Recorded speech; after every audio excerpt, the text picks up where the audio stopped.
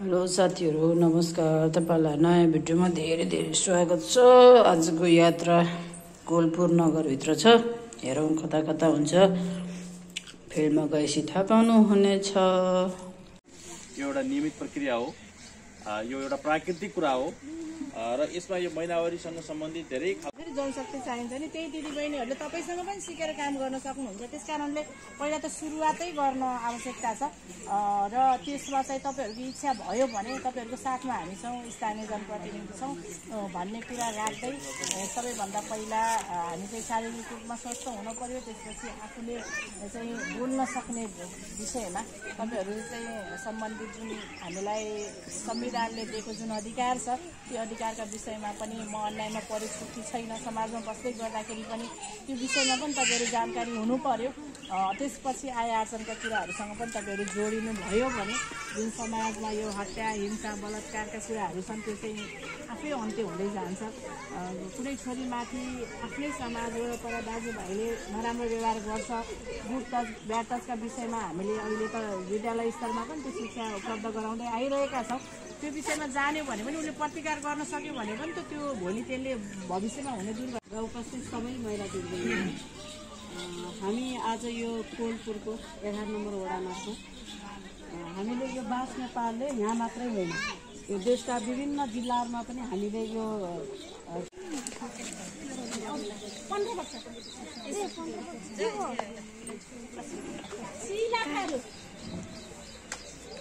राजकुमारी थारू, राजकुमारी सुनिराख्नु भएको छ?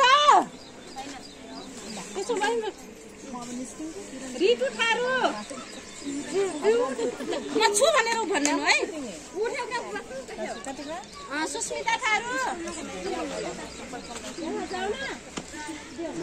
अन्जु थारू, सुस्मिता यता, सुस्मिता यता, शान्ति, शान्ति थारू 20 वर्ष,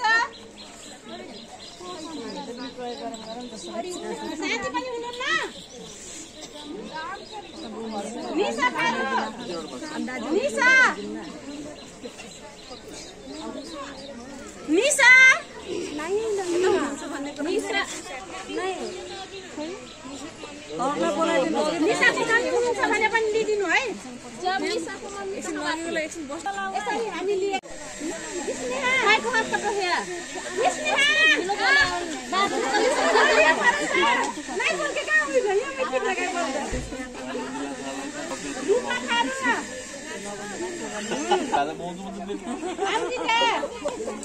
मेरो भालो हेला सुमन कुमारी थारू, सुमन, अंजना, सपना, पशुपति थारू, पशुपति, बाटी, बाटू कहीं तो बोल रही था हमारे बोली बोलक लागो, मुँह बोलक लागो, हाँ, सीना थारू, कॉन्टैक्ट नंबर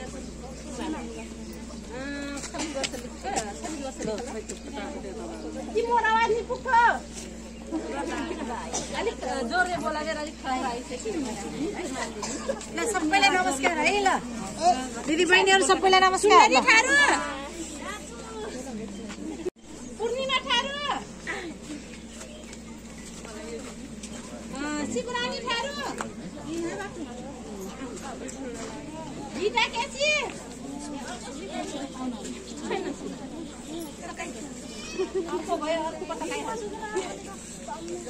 गीता केसी, ओ गीता केसी कता? परमिता थारू, गीता कुठे हो? परमिता नै दुई खुसी रानी आते का एकजनालाई गर एकजना रोकाउँदै छु। सुनिता थारू, हजुर हजुर यही छु। ए यसरी बोल्दिनुस् न। मनिका थारू, आइ अन्जिता थारू, अन्जिता अरु बस्दिनु न, एकछिन बस्दिनु अनि बल्ल सजिलो हुन्छ एकजना उठेपछि। ल हामी चाहिँ अब मुन्टेश्वरीतिर जाँदैछौँ। मुन्टेश्वरीको उहाँ हुनुहुन्छ हाकिम सर, संस्थापक हाकिम उहाँ हुनुहुन्छ। मुन्टेश्वरी जानेहरू मोन्टेसरीको फेरि 82 वर्ष पहिले हुन्न रे कस्तो मुन्टेश्वरी हो ल हजुर उहाँको हामी मुन्टेश्वरीमा आइराखेछौँ भित्र हाम्रो ट्याग्मी कार्यक्रम चलिरहेछ अब हेरौँ यहाँ ट्याग्मी सिद्धियो के भयो है ए चप्पल त छन् के रे अध्यक्षज्यूको मोबाइलमा फोन सिद्धिएन अब हुन्छ पो रहेछ नानी तेरिका नमस्कार हजुर नमस्कार वेलकम छ हाम्रो कोलपुरमा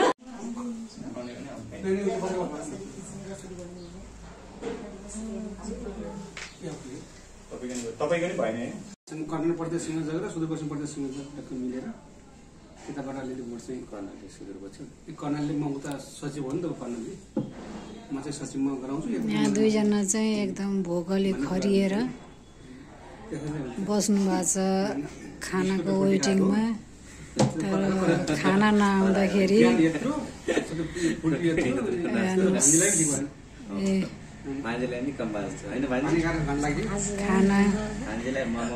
खाना नपाएर पानी भ्याइसक्यो खाना आएन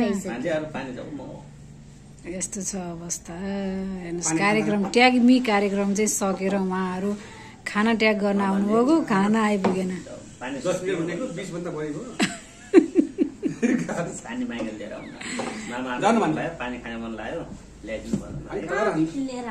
काउन्टरमा हेलो भन्नु उतै काउन्टरमा भन्छ जाऊ बा जाऊ गरी खाऊ